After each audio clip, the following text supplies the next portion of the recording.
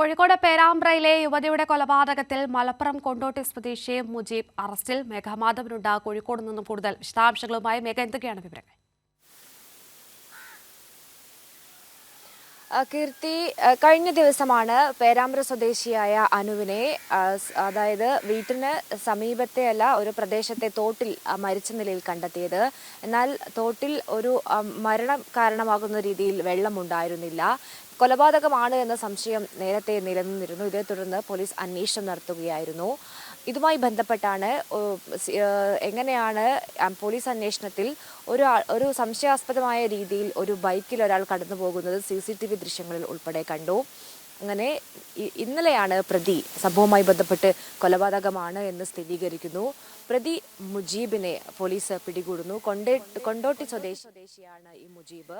ഇതിൽ ഏറ്റവും പ്രധാനപ്പെട്ട കാര്യം എന്നത് ഈ പ്രതി സഞ്ചരിച്ചിരുന്ന ബൈക്ക് പോലീസിന് കണ്ടെത്താൻ സാധിച്ചിരുന്നില്ല. കാരണം അത് മോഷണം നടത്തി പ്രതി കൈവശപ്പെടുത്തിയ ബൈക്കാണ് എന്ന് പോലീസ് അന്വേഷണത്തിൽ മനസ്സിലായി.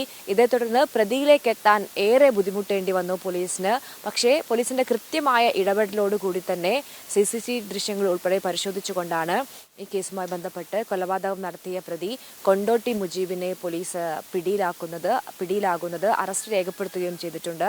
55ഓളം കേസുകളിൽ കേരളത്തിലുടനീളം വിവിധമായ മോഷണ കേസുകളിൽ ഇയാൾ പ്രതിയാണ്. 55ഓളം കേസുകളിൽ പ്രതിയാണ് എന്നതാണ് പോലീസ് നമ്മളോട് വ്യക്തമാക്കുന്നത്.